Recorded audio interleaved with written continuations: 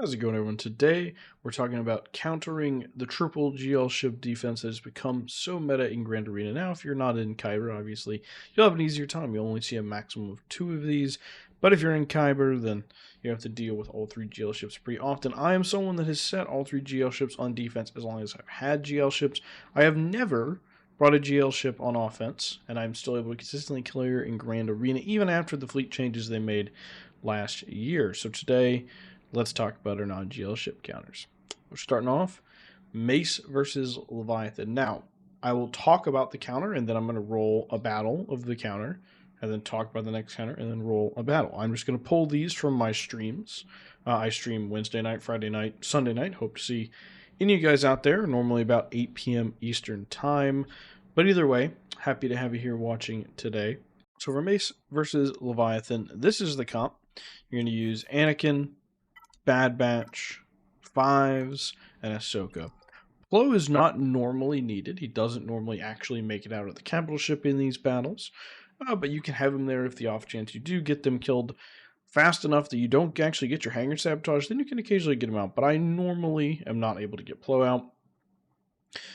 This whole counter revolves around Ahsoka coming in as a reinforcement and popping TIE Dagger. Now, if she doesn't one-shot him, then Anakin can pop his AoE to finish it off. It is worth mentioning I have done this on my alt account with a Relic 5 Ahsoka as well. Now, my alt account does now have a Relic 9 Ahsoka, but it can still work at Relic 5. Obviously, though, if you're fighting a Relic 9 Sith Trooper and your Ahsoka's Gear 12, you're probably going to run into some problems. And you might ask me about gear levels on the Bad Batch. You do need Relic Bad Batch, but it is better that your Anakin goes before your Bad Batch. It's like Anakin's 189 here, and Bad Batch is 173. And I think you even get some speed in some of these kits. Somewhere, yeah, 15 speed. So this is only a few speeds slower than Anakin. But it is better that Anakin goes before Bad Batch, but it doesn't completely break the entire counter. Now, let's roll some gameplay of that counter. That's the reason that I don't hate people setting that lineup. Because now I'm in a really not fun time.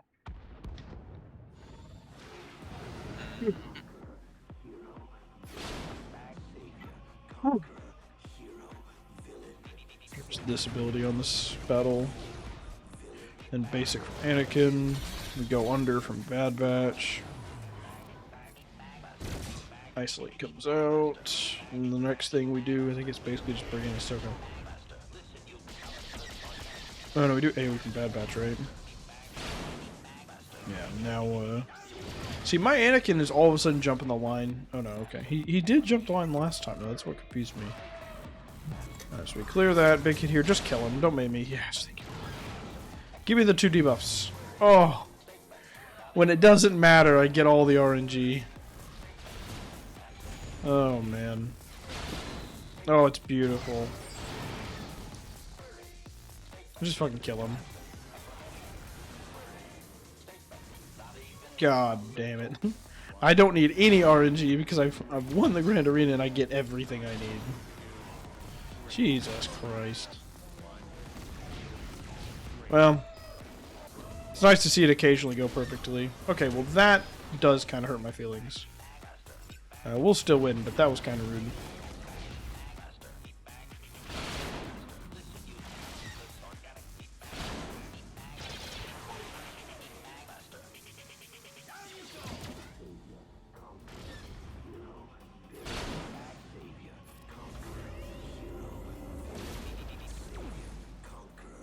Let's see, can we get him down before we lose the battle?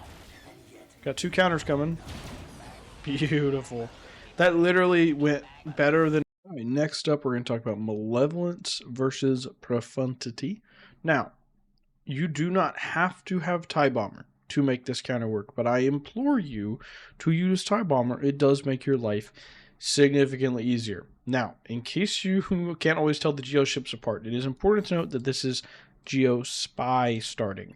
You will see much greater consistency with a Relic Spy, although my alt has a Gear 12 Spy, and I still do it with good consistency, but you can occasionally lose that if you have a Gear 12 Spy, right? Like, and you do occasionally lose a Relic Spy, too, if you get really, really bad RNG. Your loss points on this counter are Spy dying from their opening attacks, or like you failing to kill TIE Bomber in the multiple ways you can kill TIE Bomber or Y-Wing. Sorry. So you're going to open up with the Swarm or the AOE from Hyena Bomber. You'll use Malevolence to... I don't remember exactly what happens in what order, but you're using Malevolence to cleanse target Hyena Bomber. It will cleanse Spy. You're sticking Buzz Droids from Vulture Droid onto Y-Wing. You're doing an AoE with Hyena Bomber on Y-Wing, which will swarm them some more, and you're doing the Swarm attack from Spy, which will swarm it some more. If it dies, you call in TIE Bomber, you open with a basic, and then you'll use its AoE on its next turn, and you win. You're good. If you fail to kill Y-Wing, the most consistent option is then to call in Soldier, because you can then call an assist trying to cut through Y-Wing. If you fail to kill Y-Wing shortly after calling in Soldier, you have likely lost the battle, and they will get to ult before you can stop them. Now, if you get this assist and you kill Y-Wing, you just need to survive long enough to get TIE Bomber out, and again up on basic, and then you just want to extend the burning as long as possible. It inflicts burning on its reinforcement ability. After you've done the AoE with TIE Bomber, then you're good to go. Sunfac will not typically come out, but you can bring him here for safety in case you just want one more reinforcement, but you can probably drop Sunfac from the lineup. Next up, well, first I guess, let me, run the Malevolence versus Profundity footage. And go. So I had a Mandalorian kill one unit, Leia kill one, and clean up with JMO.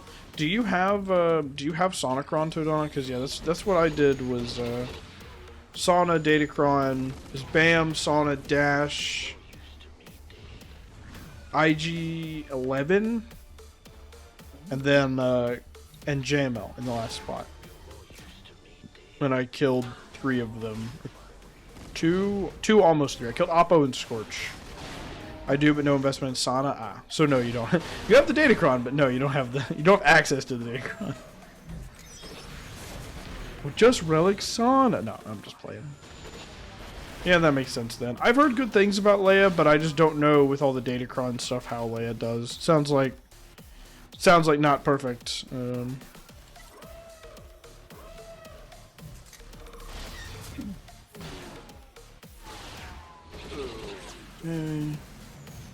I have 40 relic level 9 crons. Jesus fucking Christ. That hurts my feelings on a spiritual level. I'm happy for you. What's that meme where it's like the little baby where it's like, happy for you, fuck you. Like,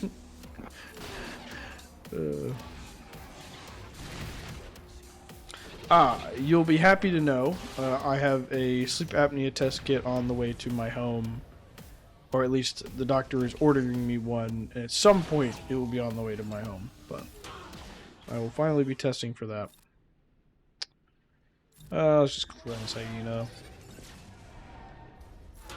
This one's pretty locked in.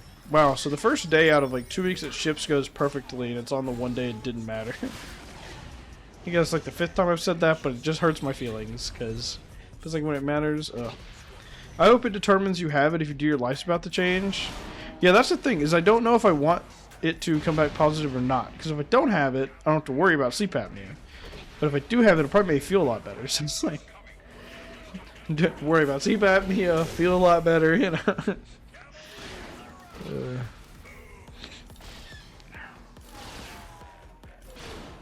Alright, rip the ult. And he failed to clear any of my ships, so get to use CPAP, so get used to see all the great nights. Yeah, I'm more worried about traveling. I do stay in hotels and stuff quite a lot, just having to lug that stuff around. I don't know if you'd be able to sleep without it once you get used to it or not, but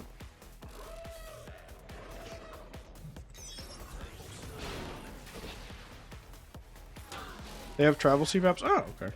Good to know. Well, I'll deal with all this once we're done with the test and see if I have it or not. Ooh. I know somebody locally told me they got like a mouth guard piece that like functioned the same and helped their sleep apnea without having to wear a full CPAP, so it seems like there's a bit of a scale on like what level of treatment you need, so I'll talk to the doctor and just see. Alright, let's finish them off, and that'll be all the fleets. Wow. Well, the fleets went great. Jeez. All right, next up we have Empire versus Executor, punishing 1, triple attacker. This is the lineup. As long as this guy dies, I mean, you're opening it with this. As long as this guy dies to their swarm attack, you're fine.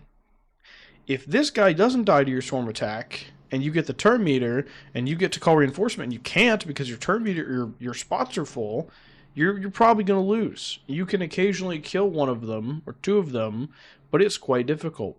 You're going to be ability blocking Razor Crest with TIE Advanced, and you're going to be stunning, punishing 1 with TIE Defender when it comes in.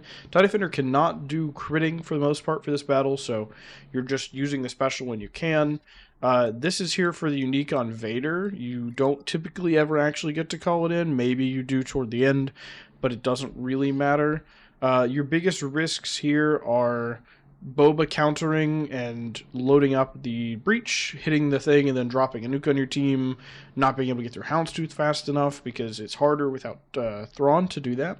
But really the biggest hindrance is if this doesn't die. If this doesn't die, you've rolled, you needed to roll a 2 or higher, and you rolled a 1, and you're cooked. And you just kind of struggle from there. But like I said, if you can kill 1 or 2 ships, it's a pretty easy cleanup, though. Maybe I didn't say that, but yeah, you kill 1 or 2 ships, easy cleanup. And even in the past, I've failed that, let it preload, and actually came in with Finalizer and one-shot it from there. So you got options, and we'll talk about Finalizer as an alternate option in a minute. But for now, this is my primary recommendation to you, and let's run the gameplay of that one. Roger, Roger. I think I've got one of those, right? How do I have a Roger? Oh, that's right. The one Roger soundbite I found was like super... I know this sounds... I'm going to say super robot-y, and you're going to be like, well, that's the point, the robot... But like, I mean like super like static-y. Just wasn't good. I've seen 15 seasons of SpongeBob. Why are there 15 seasons of SpongeBob? Why? We've probably also seen that, Jack. I probably haven't seen 15 seasons of it, but I've probably seen a lot of it. There's more. I don't think I'm going to be taking the time to do that.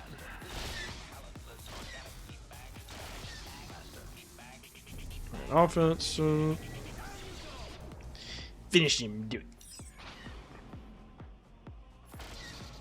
God, when your TIE doesn't, or when your TIE actually dies, this is so smooth. Wow. Yeah, it's crazy. What happened to me last time my TIE didn't die? Nope, just 15 seasons and a bunch of movies. I know I've seen the first movie they did with like David Hasselhoff or whatever. Yeah, I know I've seen that. I think Wave 1 ended pretty perfectly, so...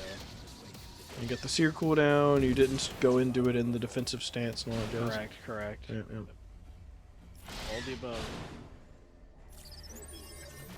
Buff me, please, thank you. Sure, call through reinforcement. Finish him.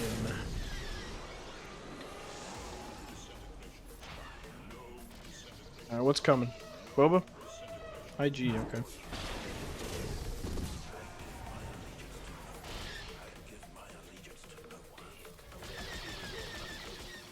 Work on gunning IG down here.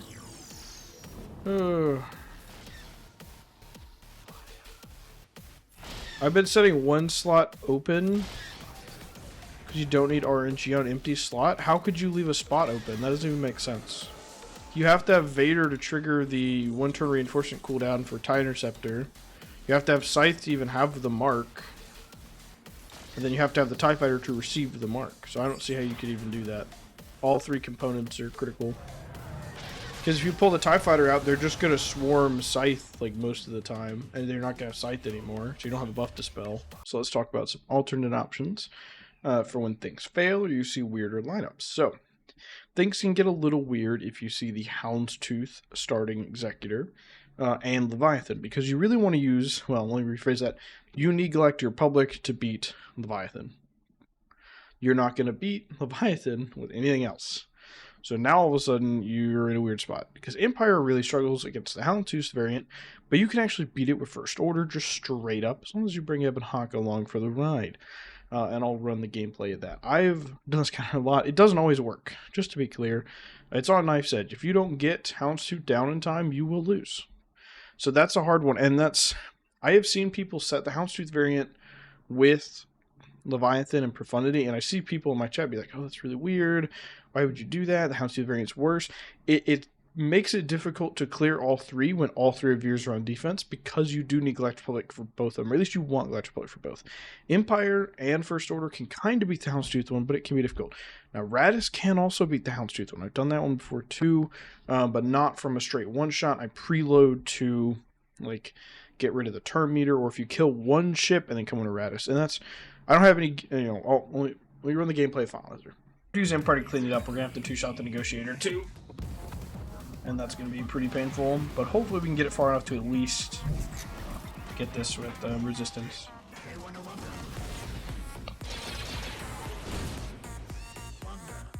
Now, if we don't kill anything, we're in real trouble, though. Normally I would do this, and I would basically there, and then swarm there. And now they'll counter swarm. P1's going to make Houndstooth taunt. And we're still going to rip that. Big hit. I was good. Mark 6 is called to avoid reinforcement destroy. Gotcha. I gotcha.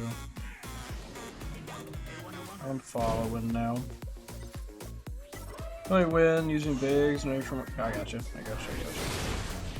Oh, there we go. We got the buff immunity. Can we get him before he gets healed? Pass turn. Big hit. There we go. Alright, on to P1. Good stun. It's gonna get cleansed though. I'm gonna push TM to everyone. Clear the foresight. Go for a stun on P1. I didn't get it. Big hit. Beautiful. I'm not gonna say it. I'm gonna wait. Because this could still flip on its head.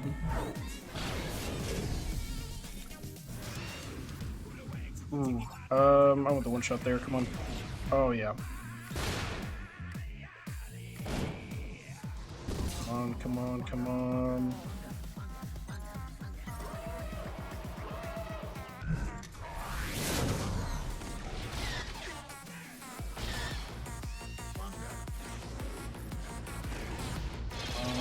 Just need some more juice. I'm literally just the best. 69 banners, Finalizer versus Executor with P1. Okay, and the last thing we'll talk about is Raddus. This is your best cleanup fleet. You just save, raise AoE until Zori can come in and just yeet them. As long as you've killed Sith Fighter, TIE Dagger, Malgus, and Sith Assassin, and B-28 in Leviathan, this will easily clean it up. If Malgus is still alive, you can run into a bit of a problem. And I say B-28 and Dagger, obviously, because that's who you have to kill first, right?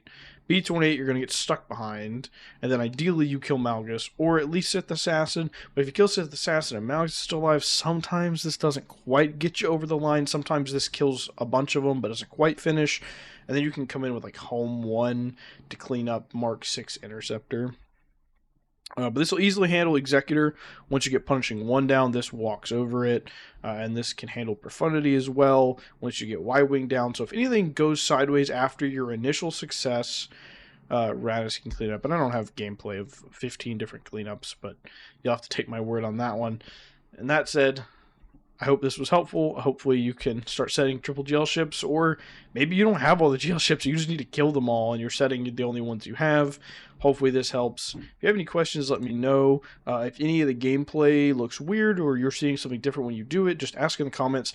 Like I said, I do these every single GAC, so I've done them a lot. I've got a lot of practice, so if you have questions, just let me know. And in the meantime, I'll see you in the next one.